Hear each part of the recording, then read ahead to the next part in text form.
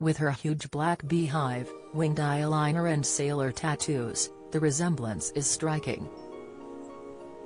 In behind-the-scenes images for the new Amy Winehouse biopic, actress Marissa Abela is transformed into the rehab singer whose absence is still felt by millions of fans.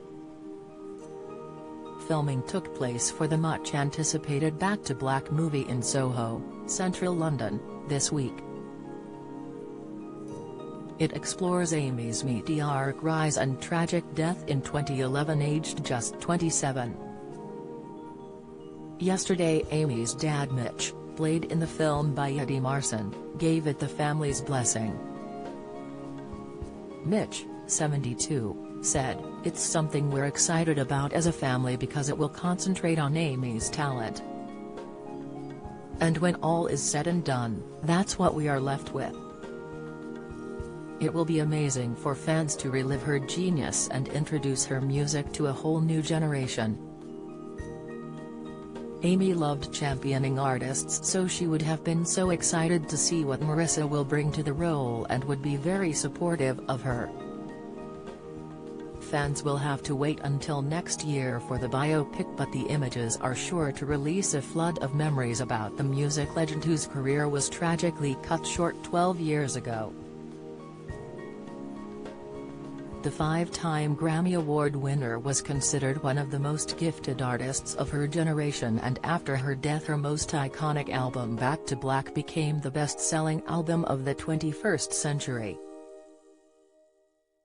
Raised in Southgate, North London, Amy turned to music after her parents, taxi driver dad Mitch and pharmacist mum Janice split, pouring out her soul in deeply personal songs. A unique talent, influenced by her love of jazz but with the voice of a soul singer, Amy's first album Frank reached number 3 in 2003 when she was still just 20 years old. It was in the aftermath of its success that her struggles with drink and drugs began, especially after she met Blake Fielder Civil, who introduced her to hard drugs and who she married in 2007. Yesterday's pictures show the couple together, with SAS Rogue Heroes star Jack O'Connell as Blake. Amy's first manager, Nick Godwin, said, "Amy changed overnight after she met Blake. She just sounded completely different. Her personality became more distant. And it seemed to me like that was down to the drugs. When I met her she smoked weed, but she thought the people who took Class A drugs were stupid. She used to laugh at them." The tumultuous relationship with Blake inspired many of the lyrics in Back to Black, including her most iconic tune, Rehab, after she swore to Mitch she didn't need to detox. Amy did eventually go to rehab, but attempts to turn her life around failed. By the time Back to Black was released in March 2007 to huge critical acclaim, she was fully gripped by drink and drugs. That year, her US tour was cancelled due to exhaustion, and in October she and Blake were arrested in Norway for cannabis possession. Later that year she quit drugs, saying, "I literally woke up and was like, I don't want to do this anymore." But her alcohol abuse worsened and, over the next few years, her life spiraled out of control. Blake filed for divorce in 2009, but a new album promised for 2010 never transpired and she never recorded any more music.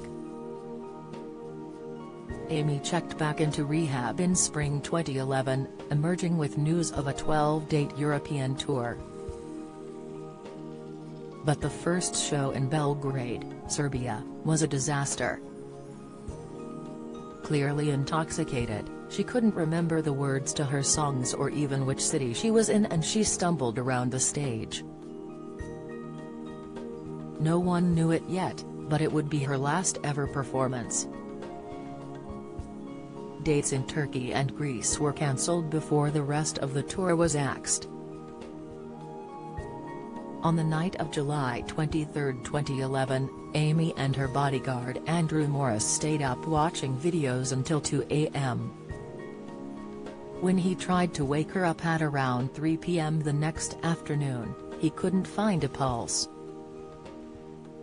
She had died of alcohol poisoning in her bed, with empty vodka bottles scattered on the floor beside her. Director Sam Taylor Johnson said she feels excited and humbled to make Back in Black, adding, "I will create a movie we will all love and cherish forever. Just like we do, Amy."